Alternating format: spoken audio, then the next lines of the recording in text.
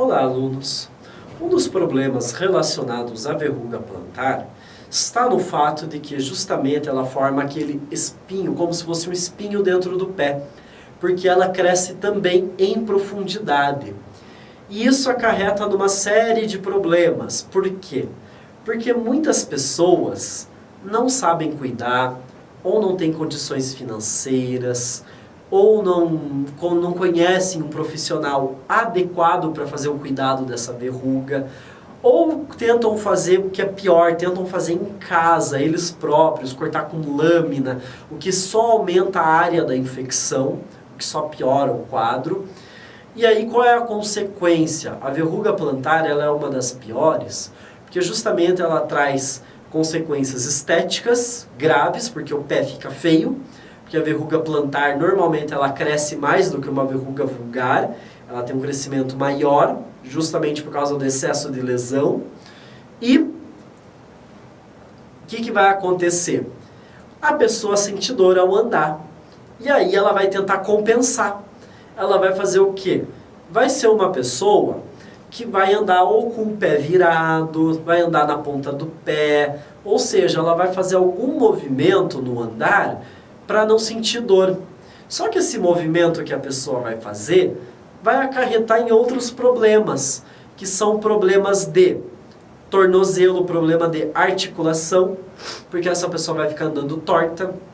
Pode dar problemas nos músculos da perna, porque os músculos da perna vão se movimentar de forma errada, podendo levar a câimbras, distensões.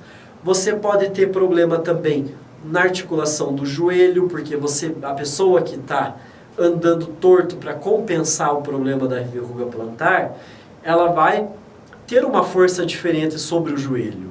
Além disso, a gente pode ter problemas até mesmo posturais, porque ao andar com o pé de uma forma diferente, a pessoa ela também vai se equilibrar, ela vai inclinar o corpo para um lado ou para o outro. Para quê? Para que na hora dela andar, ela compense o equilíbrio. E aí ela pode ter a longo prazo também problemas posturais. Então é uma pessoa que vai ter, além da dor no pé, além do problema estético, ela pode passar a ter outros problemas decorrentes disso. Por isso que é muito importante a gente conseguir encaminhar essas pessoas para um profissional adequado, instruir essas pessoas a procurar ajuda para remover aquela verruga. Um outro tipo de verruga que nós temos é a verruga filiforme. O que é uma verruga filiforme?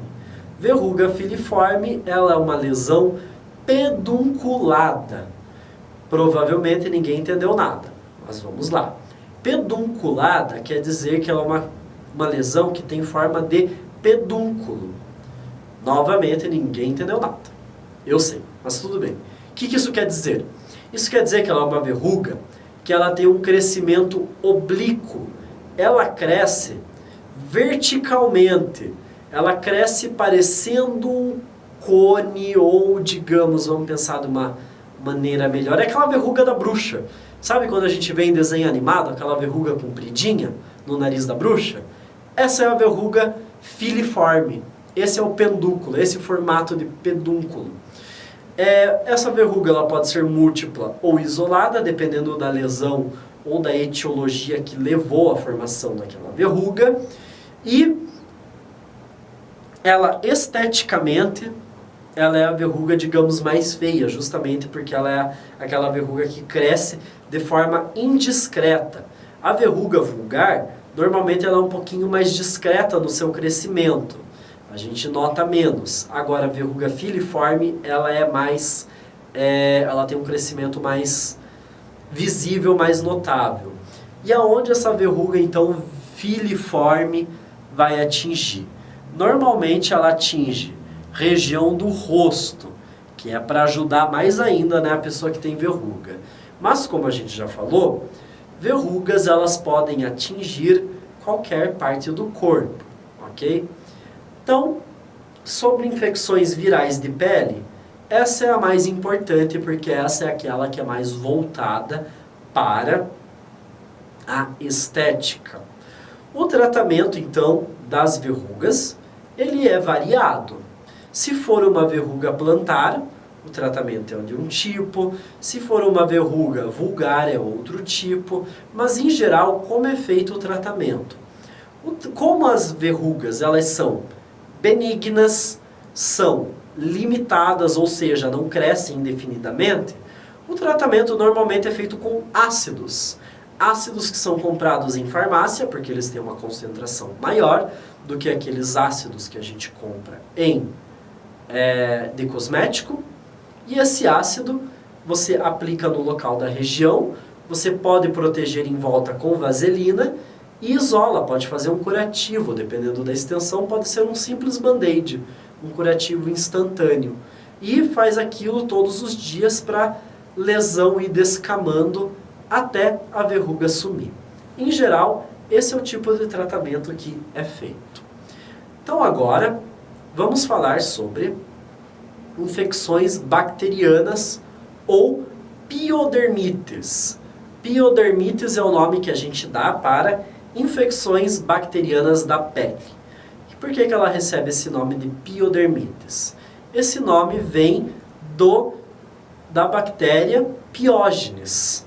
A bactéria Piógenes é uma das bactérias que a gente tem na pele e que pode vir a causar infecções, dependendo da saúde da pessoa.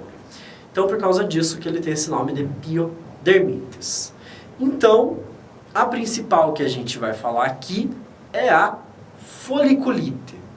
O que é uma foliculite? Ela é uma lesão com conteúdo líquido, aquele conteúdo purulento. Normalmente a gente observa a foliculite como aquela bolinha amarelada que aparece em algum local do corpo, que pode aparecer em determinadas situações. No homem, costuma aparecer muito aonde? Na barba, quando o homem vai fazer a barba.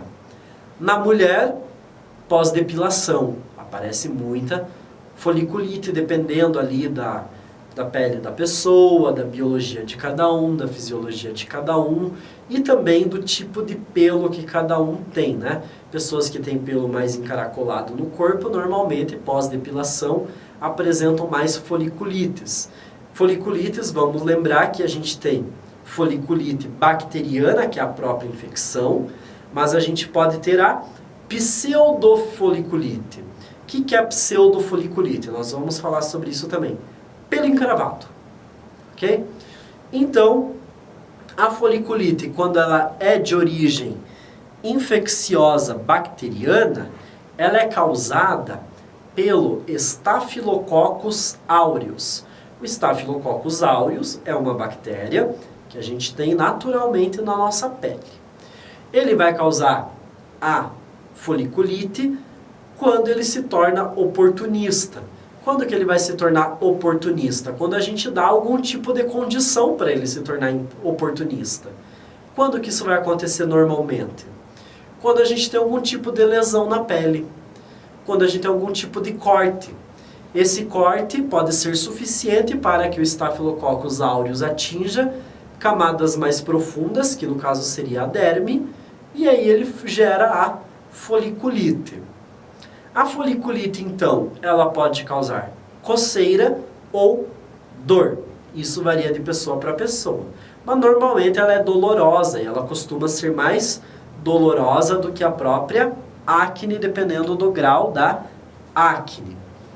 A foliculite, então, ela pode regredir naturalmente. Normalmente ela regride naturalmente, mas existem também outros tipos de foliculite, que é quando a pessoa ela já tem um problema de pele, quando ela já tem um tipo de Staphylococcus aureus na pele dela que é mais agressivo, um outro tipo de cepa que a gente chama de Staphylococcus, que causa uma foliculite mais agressiva, que ela não regride naturalmente. E aí são pessoas que precisam buscar o dermatologista para fazer o tratamento antibiótico. Existe a foliculite que causa queda de cabelo, que ela acontece no couro cabeludo.